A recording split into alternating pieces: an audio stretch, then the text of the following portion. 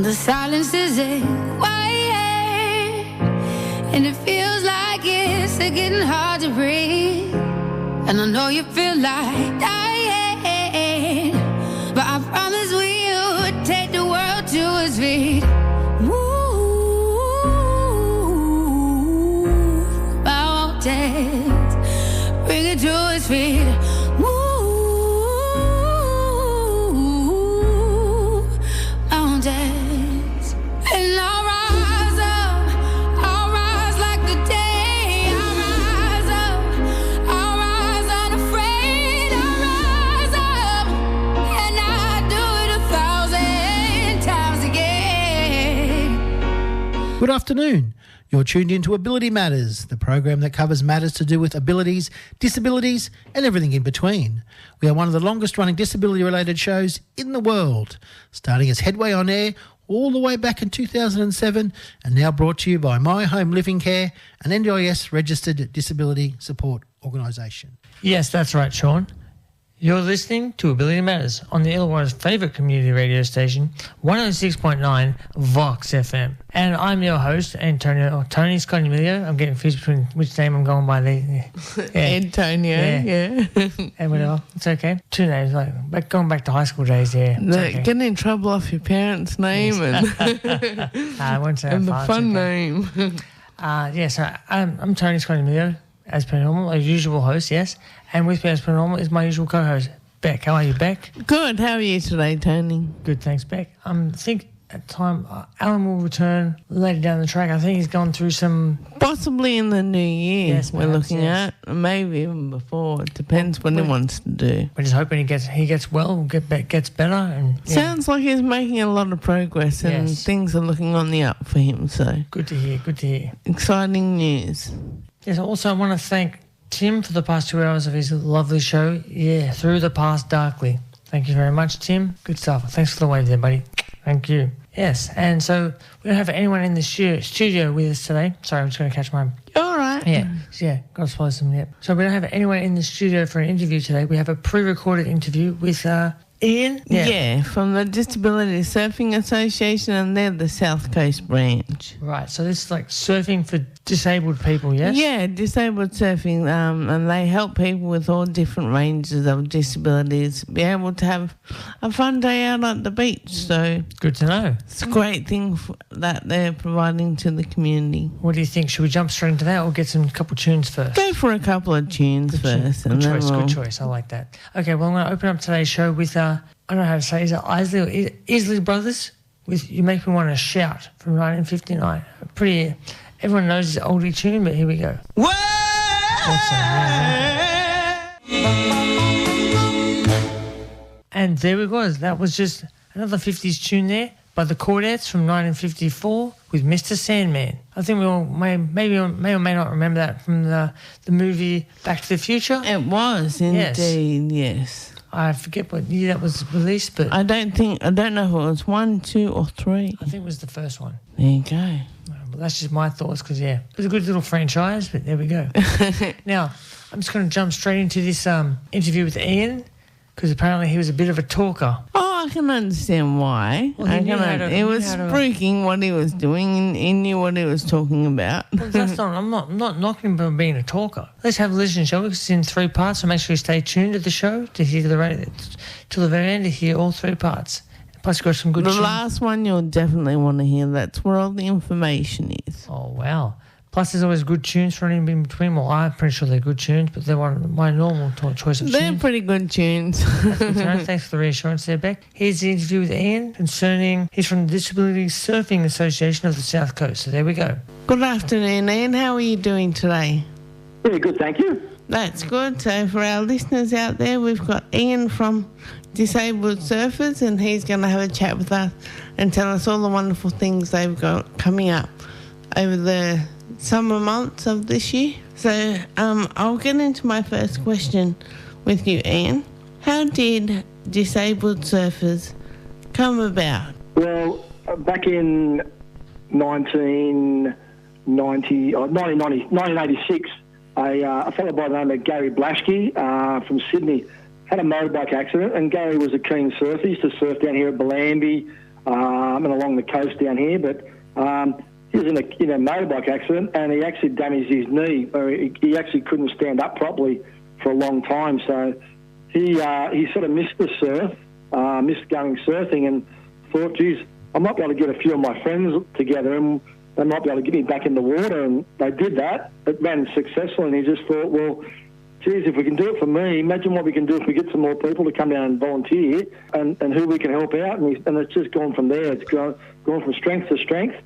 There's 19 branches around New South Wales, around Australia. There's one in Tasmania. We've also got one in New Zealand as well. So it has grown from, it's grown really big in the last couple of years. We basically everyone does the same sort of thing. We work to the conditions on the day, depending on how many volunteers we have, where our surf locations are and so on. But our main aim is to put smiles on dials and get those people who are living with disability in the community into the water safely, with dignity, and that helps put smiles on their faces, and we can get out there and enjoy some waves.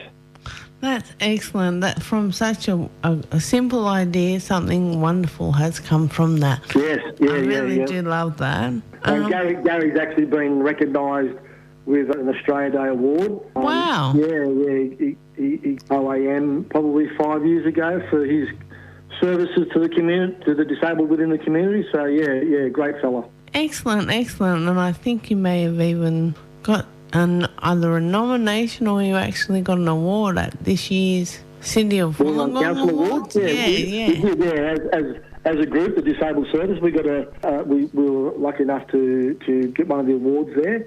We try and make it accessible and available to anyone in the community with a disability. So we picked up one of the awards, and that was nice to get some recognition for what we do. And we've been doing it in the Illawarra area now for 30 years. So that is awesome.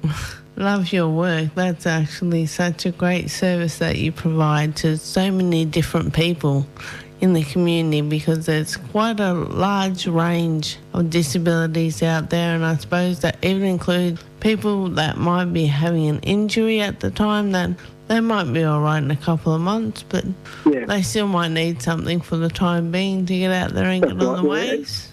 Physical and mental disabilities affect everyone, so we don't discriminate. We just adapt our program to suit their needs on the day, to suit the needs and to suit the conditions, and we go out there and have a safe surfing experience. That's excellent. So leading up to that, my next question is, you were president of Disabled Surfers here in Illawarra. Was there any particular reason you got involved with Disabled Surfers? Well, the fellow that started disabled surfing down here in Wollongong, Jim Bradley, well-known school teacher who actually wrote Surfing for Sport for the education department, and that really kicked off around 1982. And I actually did that program when I was at school in year 10. Oh, wow. Yeah, so that program that I did, which allowed us to go surfing as a sport, while you're at school. Kicked off in 1982, and I was lucky enough to do that then. I met Jim Bradley at a beach. My background, what I was doing at the time, and come across Jim, and he basically took me under his wing for a couple of years, and then thought, well, he's getting older, I'm younger than he is, maybe it might be a transition, and I was offered the role of president, and I've been doing it for just under 25 years now. Oh, that's awesome. Congratulations. That's like a quarter of a century. Yeah, there's also not many nominations when it comes to AGM, so, like a lot of places. Not too many want to put their hand up for that. Maybe they don't want to put their hand up and take the job away from me, so, I'm happy to do it. It gives me, I'm pleased to do it. I suppose that would actually lead into my next question for you. What do you do as president? It sounds like there might be a lot involved.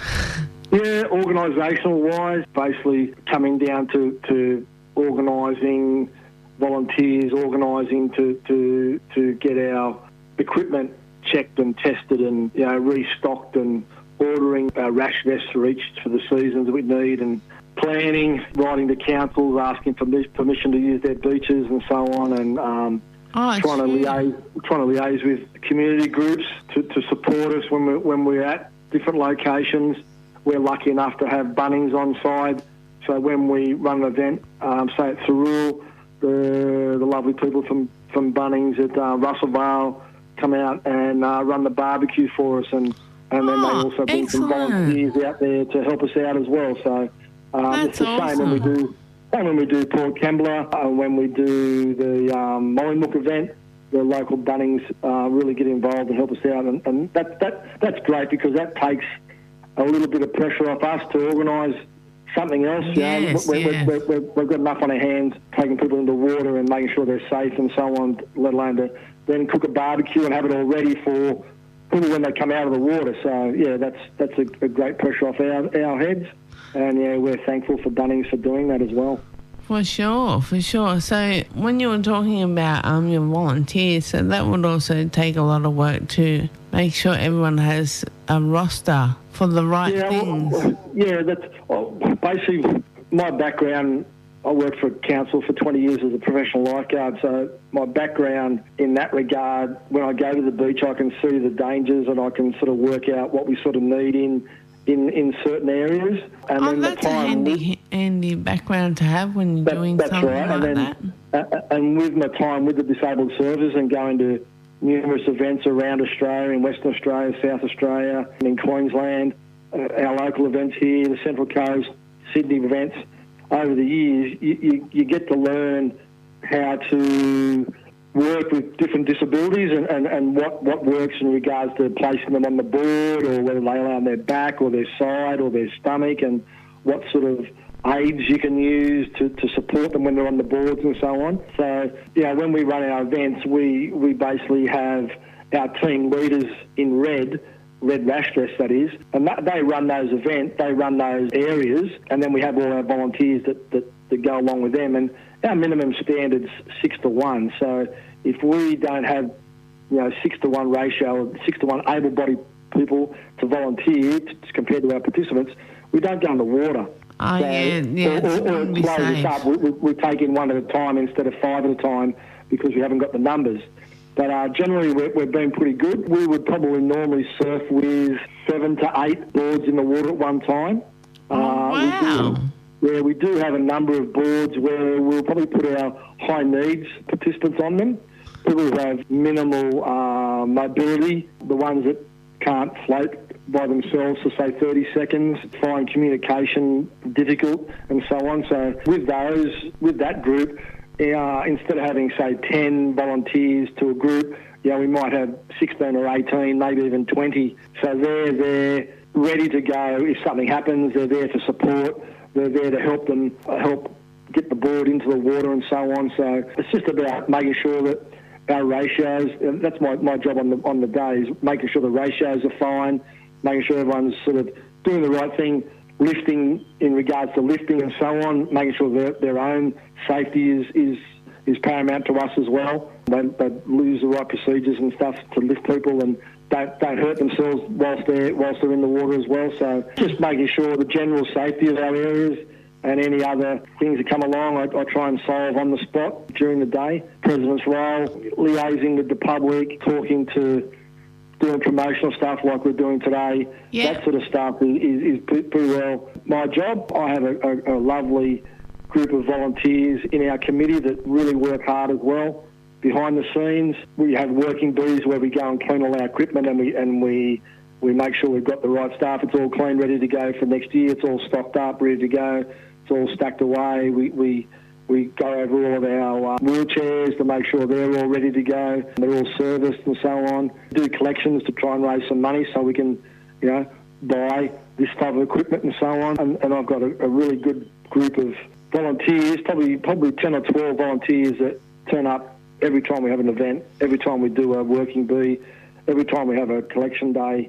They're there because they're passionate. Yes, that was just a very informative first of 3 parts of this interview today with Ian from, Disabled Surfing Association. Yeah. Also known by the acronym DSA. Yes, that's a lot easier for people to remember, I think. Yes, of course. Now, what I also got from that little bit of talking then was he's been president for 25 years and has got plenty of help from Bunnings and a lot of also from his team leaders who help volunteer and also helping the moments on the days in question. Yes? Yeah, there's a lot of people that actually get involved and they have a colour coding system. I think you're yellow if you're actually a participant on the day. There's a blue one for general volunteers to help, and then I think it's red for the team leaders. So Right. So it helps people distinguish what their role and what their job is as well.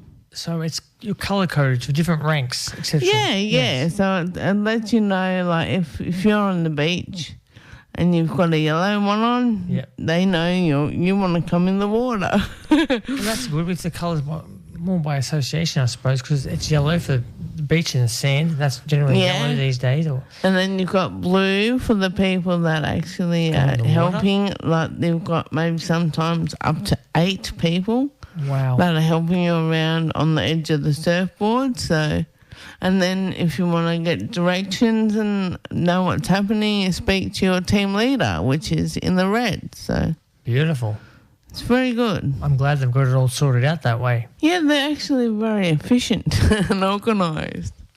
Well, they have to be to get things out of the way, get things all sorted, keep it all like a business, so to speak. Yeah, Yes. yeah, and Bunnings are actually doing a great community service. They're actually coming out from their barbecues that they hold on site, and they're coming out to the beaches and having holding a barbecue there for all the participants at the end of the day. Right, so essentially, there's just a change of location. So instead of it in front Yeah. of Bunnings warehouse, it'll be replace Bunnings warehouse site with the beach. Yes, but the difference, there is one minor difference. Okay, that's it. It's a free barbecue that they provide to the participants at the end of the day. It's not a you go down and buy a sausage. Oh, right. It's for the people that show up, so they can make a day of it and spend most of the day out. Because in the that's right. sun. Because at the Bunnings sites, there's normally a cost, doesn't it? It costs Yeah, essentially? yeah. Yes.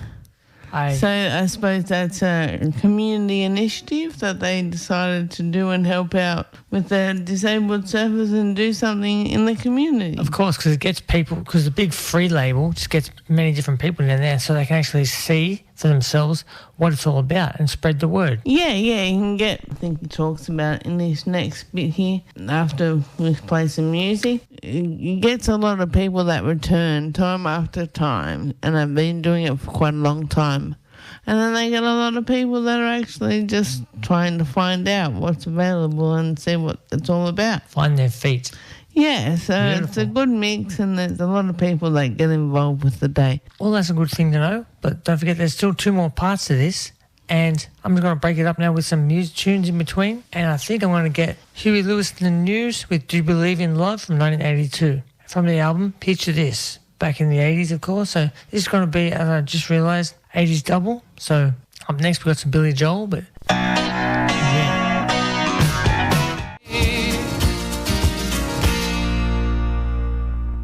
Yes, and just then I had played for you Billy Joel, like I said, but the song was Don't Ask Me Why from the year 1980 from the album Glass Houses. Okay, so now we're just back with the interview talk now with Beck. Yeah, just jump straight into it. That Right, way yeah. we should have enough time. Yeah, good stuff. All right, so here is the second part of the interview with Ian. I'm actually going to deviate from the questions there for a moment just because I have some curiosity of my own. I have been there once before, many years ago. Do you still, do you still have the people with the blue vests as well as the That's red? correct. Okay. So we have a colour system. The participants are in yellow.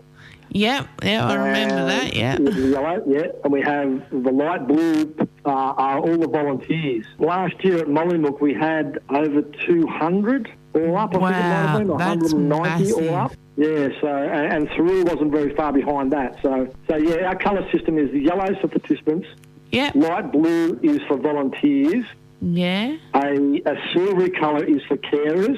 yep. Oh, And then- wow, then we they've also- got a colour yeah. too now, I don't think. Yeah, so they have a silvery colour for carers. And then we have our red rash vest. That's our team leaders. So every board that goes in the water will have 3 team leaders attached to that board, and they will basically manage the patient or the participant, and they'll organise with in regards to the volunteers, what they need to do, where they need to stand, what they need to look out for, and so on. They'll do the introduction between the volunteers and the participant, and then they'll just make sure it runs safe in the water. If they have any dramas, then they come and see me, and then we can sort it out, or they talk to another team leader, and then they work that problem out. So I've always said before, our program is like plasticine. Most people know what plasticine is like. Very pliable, yes. The plasticine is our surfing program.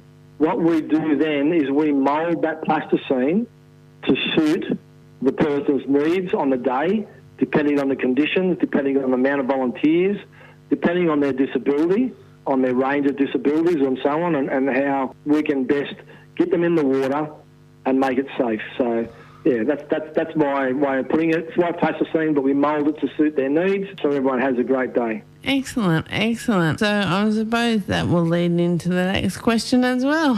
So who do you see attend your event regularly? Is it a certain group of people that like to come along to every different location, or does that vary?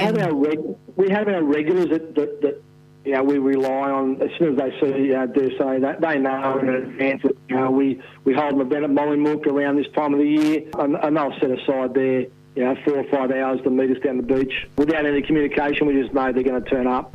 They're there every year, and they have been for the last 15 years. We do get a lot of new volunteers coming along because, and I've said to a lot of people before, it's not everyone can do every event every year. Sometimes there's families happens, people go on holidays, work, and so on. So there is a rotation of our volunteers over time, but it's also fantastic that we're still attracting new first-time volunteers to our event. And we don't throw them in the deep end and say, here, there's the person with a quadriplegic person, go and take them for a surf. We don't do that. They basically just come along and they blend in because they've got the same colour rash vest on as all the other volunteers, and our team leaders can identify them because they will actually have a white wristband on. That's the only difference. So if you've been to 2 or 3 of our events, when you sign up, you'll get a yellow wristband, and that wristband basically gets you a barbecue lunch at the end of the day. But it also gives our team leaders an idea of who has been to an event before and who hasn't. The people who haven't been to our event before, that's correct. But the people who haven't been to our event before, they will have a blue rash vest on with a white armband. The white armband means that they're a first-timer. And then we just talk them through a bit more of what to expect and what to do and what to look out for. And at the end of the day, if they feel comfortable, at the end of the day, we've had first-timers on the back of the board riding with our participants. There's no dramas with that. As long as we do it safely and as long as we don't cut any safety corners in regards to injuring anybody, we'll get that done. And that goes a long way to getting them to come back as well because they've enjoyed themselves. Yeah, get them involved and engaged. I've said to a lot of people, if you come along to one of our days and you volunteer and you just turn up and you help to get one of these people into the water, you'll change their life forever. That's how easy it is. Just by turning up, you'll change someone's life forever because you're allowing them to do something that sometimes they haven't done before, and it'll be a memory that they'll have for the rest of their life. So true. Not that I hadn't been in the water before, but I hadn't been in there for a good 8 or 9 months before my injury, and just getting back in the water and having that waves crashing over you and things like that, right. Splashing. The surf has some kind of magic. There's a magic potion in that water. Yeah, it is. It's not just the salt, but the motion of the water. Everyone on the day is just cheering and having a good time, and that's what we want to try and do. If we can get out there and get them in the water, give them a good time. That's just what our plan is, and that's what we want to try and do. That's right. Yeah, they must have been able to tell I was having a really good time because they let me go for about 3 different waves. They pulled me back out and then go again. I was like, oh, this is awesome.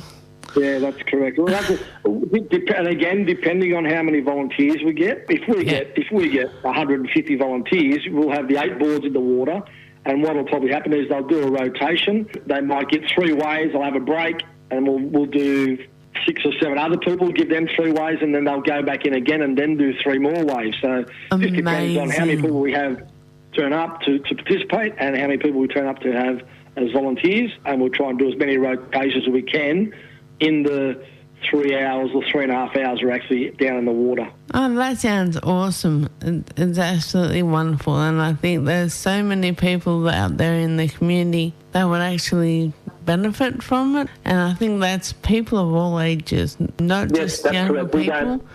There's no age discrimination there at all. That's correct. There's no age discrimination at all. You know, you do see the kids. We've had kids down there before, you know, where their grandparents and that have been on the water's edge crying because, you know, their little Johnny hasn't been out of his wheelchair and now he's out in the water flapping his arms around on a surfboard. It's just that sort of feeling is the love's there, and it's easy. It's a great place to volunteer. It's a great place to be able to give back to the community, having a good time, and you know, like I said, you'll change someone's life forever just by turning up and helping out. And there'd probably be a lot of those tear-jerking moments, I think, just to see people out and enjoying themselves that they probably aren't able to do usually. That's correct. Without the support and without the volunteers and without the equipment that we have, these people don't get a chance to go to the beach. For sure. And so my next question for you is to do with the upcoming events in the next few months. So as it comes to summer, you have 4 events organised. Where are they and when? Because I'm sure many people out there listening would love to hear it. Okay, so our first event of the year is normally down at Mollymook, and this year it's on Saturday the 23rd of November. So we set up basically down at the southern end of Mollymook Beach near the golf club, put our tent on the beach, and we have our flags out, and then they'll have the surf life saving flags will be out as well down there somewhere on the same day. We'll have our surf, and we'll probably start surfing from around 9 o'clock till 12:30, 1 o'clock. Then we come back, have a barbecue from Bunnings, and then we'll do a bit of a presentation. And then our next event is the following week this year at Thirroul on November the 30th, and we all meet on the southern side of Thirroul Pool, and we go through the same process. The only difference with the Thirroul event compared to Mollymook is we actually go into the pool. So we'll have a couple of paddle races in the pool where the participants can lay on the board and paddle around and so on. Just to, sometimes the kids or the people who haven't been before, just to get them used to the water and get them used to the people that are there. We'll do that for an hour and then we'll go out to the ocean and start catching some waves and so on. And that'll depend on whether the pool's full or not. Last year we had to do it the opposite way. We actually went to the beach first and then come back to the pool because then the pool was full enough for us to go into. So that's an option at Thirroul Pool, which is great. Yeah, that's great. We have a break over Christmas and then I think it's the Saturday the 23rd of February. Yeah. Sunday the 23rd of February, we go down to Illawarra, 7 Mile Beach. Yeah. And we set up down there, and it's a beautiful beach set up. Everything this year will be on the beach, our tents, our registration tables, our barbecue, the whole lot will be all down the beach. Same thing again, we're in there from about 9 o'clock till 1 o'clock or so on. Great location down there. The waves just roll in and they just roll right up the beach. So the participants get a longer ride at Illawarra. We have a couple of weeks off then, and then in March, I think it's Saturday the 8th of March, we go to Port Kembla. Beautiful location. Again, the pool's there. We don't actually use it as in the whole of our association go in there. We have a couple of participants that probably won't go into the ocean, but they'll go into the pool. So we'll take a few of those people into the pool, and like we do at Thirroul, we'll just get them submerged in the water and get sort of used to that water on them, put them on a board and sort of push them around a little bit and just have a good time in there whilst everyone else is down the beach catching waves and so on. So they're our 4 events of the year. People say, I want to have it every week. It's too big to do that. Yeah, I think there's a lot that goes into those.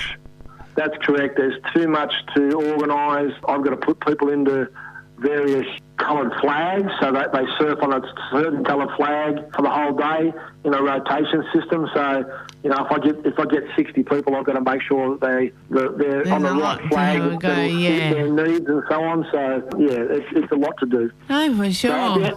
So at the end of the day, what we do have a barbecue, and that barbecue is free, and that's free for everyone, the volunteers, participants and carers and so on. And then we have a presentation, and then everyone also gets a trophy, and they take a trophy home, a surfing trophy, which is amazing. Unreal. Some of the kids just think they're unreal because they want the biggest, heaviest trophy, and they can pick it when they want. That was wonderful information there. And now just to reiterate, or just to say again, the important stuff for your listeners out there, the dates for the events. Now, he mentioned that they're going to have a surfing day down at Mollymook Beach, Saturday the 23rd of November this year, Also this year we got the 30th November at the Rural Pool. But the thing at the Rural is they're going to do both the pool and the beach. But the pool will be first part to get people orientated, that kind of thing, and get them ready to just before they jump into the ocean. On Sunday, the 23rd of February at Jiroa 7 Mile Beach. That's at 9 a.m. to 1 p.m. He didn't say the times for the other ones, but I would just assume you can just get online, get onto Google, and more information will be there for sure. Also, we've got Saturday the 8th of March at Port Kembla. Again, times will be available online somewhere, but I don't know. We can probably... Yeah, I think it probably says that in the last bit here that we're going to play. Next bit, yeah. Third part. So this will be the information bit of all different ways to get involved and find out more about it. There you go. There's more incentive to stay around and listen. Stay tuned to the VOX FM. Listen to the rest of the show. There we go. And now I'm going to play one more song before the next little part 3 of the interview. We've got Charles and Eddie, Would I Lie to You, from 1992.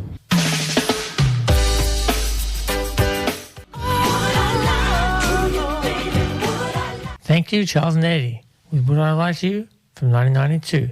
Now we're going to jump into part 3 before we run out of time. So here we go. Part 3 of the interview with Ian from the Disability Surfers Association.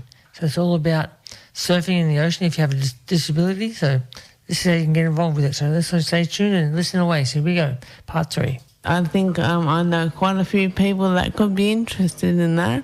Sure. So what they need to do, if I can explain that, what they need to do is they can actually go to our webpage. It's disabledsurfers.org, and then on the webpage, if they just scroll down to branches, it'll be South Coast branch, and then when they go to our branch, it'll have events.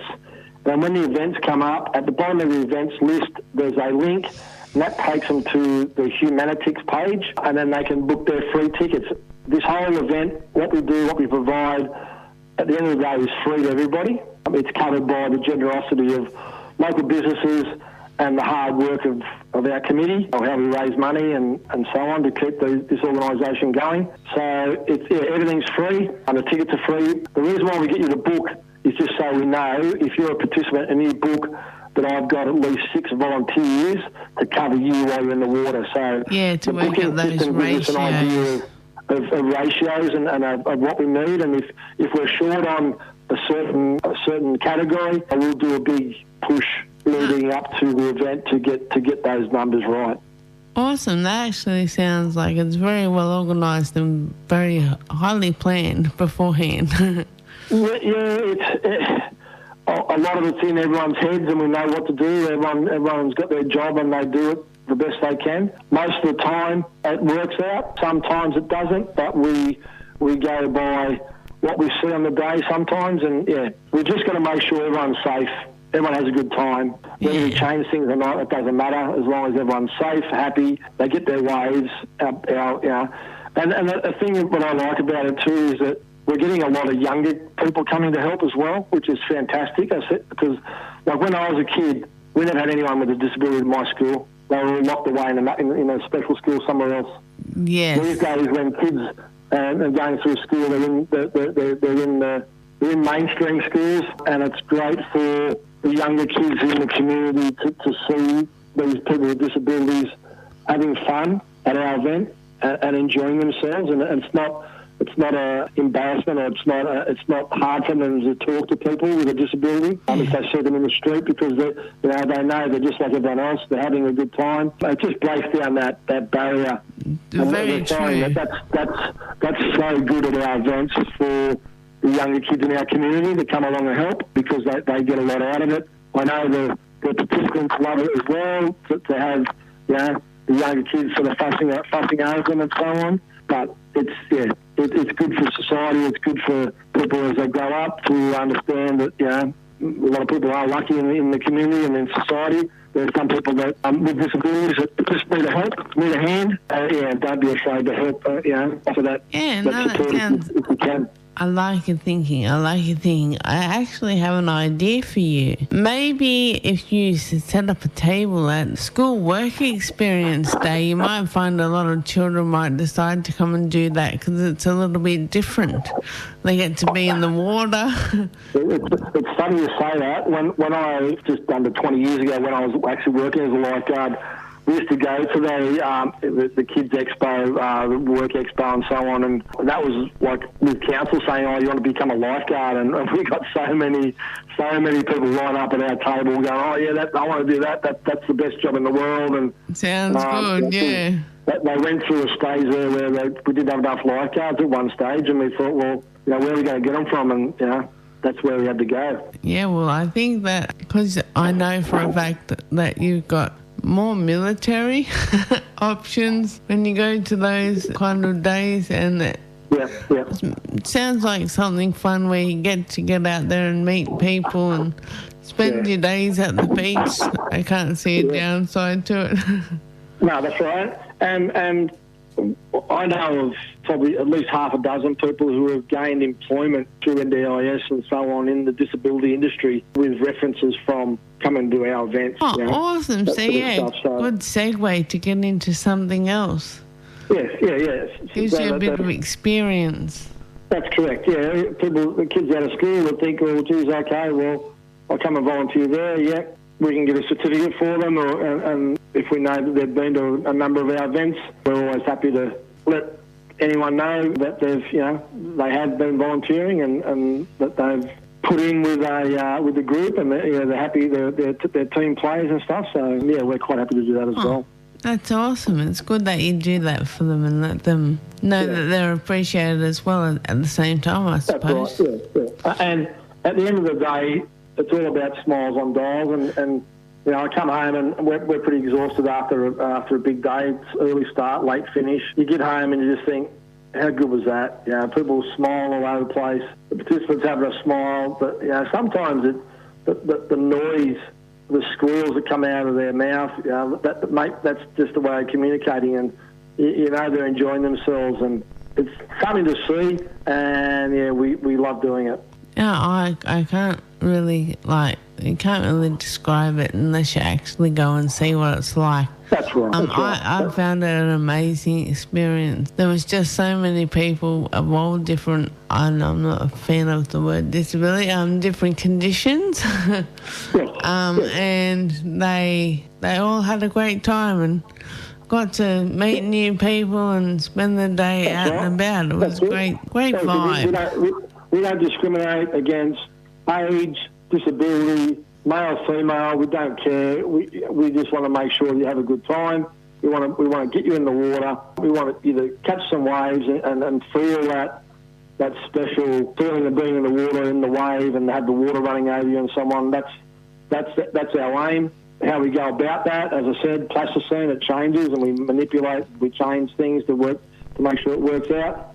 Great analogy, I like that, plasticine. Yeah, it's all about, again, I keep saying, smiles on dials, keeping them happy, and it sounds great. We do it because we can. People do come along, and I've said it a lot of people, and people have said it to me as well. If they didn't want to be there, they wouldn't turn up. They love being there, they love helping out, they love volunteering, and they just keep coming back. So, it's all about seeing how you go, come along. It might not be for everybody. Give it a go. But you might you don't know until you try. That's right. You might find that you do like it, and we have an open arm policy that anyone comes into our surfing group, they join our family. We just put smiles on dials. Amazing. So my last question for you, and I suppose we touched on it briefly, but maybe I'll just get you to run over them again. There are a few different options to take part in your events. Can you tell our listeners more about that, about the different ways that you can actually participate, not just as the person on the board? Volunteer-wise, you don't have to know how to swim, you don't have to know how to ride a board, you don't even need to get wet sometimes. But if you do know how to do all those things, most definitely we can use you in the water. But we need people to volunteer to help sign people in the morning, help push the wheelchairs down the beach, help put our equipment on the beach, help organise and hand out the coloured rash vests and the sizes that are needed for people. Like I said, the registrations, we're trying to go to the quicker system now where people book in, so it's just a matter of ticking the names off and so on. But on the day, we'll have people turn up that haven't booked in. We're not going to turn them away. What we'll do then is we'll get them to fill out basically an application form, 5 questions and their name and address, and that's all, like a registration form for us. Yeah. That gets put back, and that'll get put in the system, and then they'll become part of our system, and they'll find out more about our events later on. There's jobs on the beach where you don't even need to go to the water. My son started when he was 5 years old, and his job was to walk down the beach. He used to walk down the beach with a lady with a guide dog. And when we took her into the water, he would stand there with the guide dog and hang on to the dog while she went for a surf. Oh, how cute. That's so cute. That's how easy it is. There's so many things that, we're down the beach and I'm trying to look for a surf sock. Well, surf sock is something we designed ourselves. It's like a sleeping bag, but it's got sort of 2 legs on the bottom end of it that you can put your legs into. Okay. And with straps that go over your shoulder. And that stops people with lower leg or lower disabilities in regards to the board rubbing on their skin with the sand on it, and that'll rub the skin off pretty quick. So it's like a wetsuit sleeping bag type of thing. But we've designed them. We've got these flotation devices that go underneath their body when they lay on the board. So if they're laying on their stomach, it'll sit on their chest and keep their head up off the board. They're there, and if they slide off the board, this thing wraps around them and floats. So there's all different things that we've designed over the years to make it easy to get people into the water and surf with us. So, well, that's amazing. Like that could be something you patent, and that could help with some of your fundraising as well. Yeah. So there's. You don't, as I said, you don't need to be able to swim, you don't need to get in the water. If you want to come down and just help us out, help us set up, help us pack up. The Bunnings people do a great job on the barbecues and so on, and they also come in the water as well when they can. But there's just put our signs up, pull our flags down, keep an eye on where our people are in regards to the yellows, participants scampering off down the beach and sort of thing. So when we set up and we have a flagged area, our own flagged area, and we have boundaries on those flagged areas, so we have people sort of keeping everyone into that area as well, so we know who is in our area at that time. That's another reason why we all have the coloured rash vests on. Oh, wow. It sounds like a really good day for everybody that's involved. So I suppose we'll wrap up now if that's cool with you, Ian, unless there's anything that you wanted to let people know. Actually, I have one more thing for you. Are you able to just slowly, our listeners out there that are interested, grab a pen right now, if you're able to, or find one quickly, and would you be able to slowly read out your email web address so that people can jump on and have a look? So our web address is Disabled Surfers, one word, so disabledsurfers.org. O-R-G. So if they go to that'll take them to our national page. Yeah. And from our national page, it'll have branches in New South Wales, Queensland, Victoria, Western Australia. You click on the New South Wales branches, and then ours will be at the bottom. It's South Coast. Click on that. Click on the South Coast link. It will then bring up our web page, our events. Click on our events page, and then it'll take you to our 4 events. And then if you look below that link, there's a link to Humanitics, and at Humanitics, they will take you straight to our events, and you can then book your tickets. They're free. Excellent. I'm not much of a computer person, but it's quite simple for me to do, so I have done it a number of times now. So, do you have a number for people that aren't really good on computers and they can register that way? Well, I don't mind if people call me and I can talk them through it that way. Or if honestly, if they have trouble doing that, we'll have registrations on the day. Okay, so it's just easy if they have an issue, maybe just to turn up on the day. And if they have an issue, turn up on the day, or they can give me a ring, or if they can get on the webpage. My phone number's on there, and they can contact me that way. I've got no problems with talking to people about registration and so on. Champion, Ian. So I suppose we'll wrap up today, and thank you so much for having a chat to us today, Ian. It's been wonderful, and we've heard so many interesting things and learned a lot about what you do there at Disabled Surfers. Thank you so much. Thank you very much. Thanks for your interest, and for your listeners, if they can come along and help us out, it'll change their lives. I know it changed my life. First become involved, the way I thought about things and what I was doing certainly made me realise that I had it pretty good, and that it didn't take much to help someone else in the community enjoy themselves and put a bit of a smile on their face. Excellent. Thank you so much, Ian.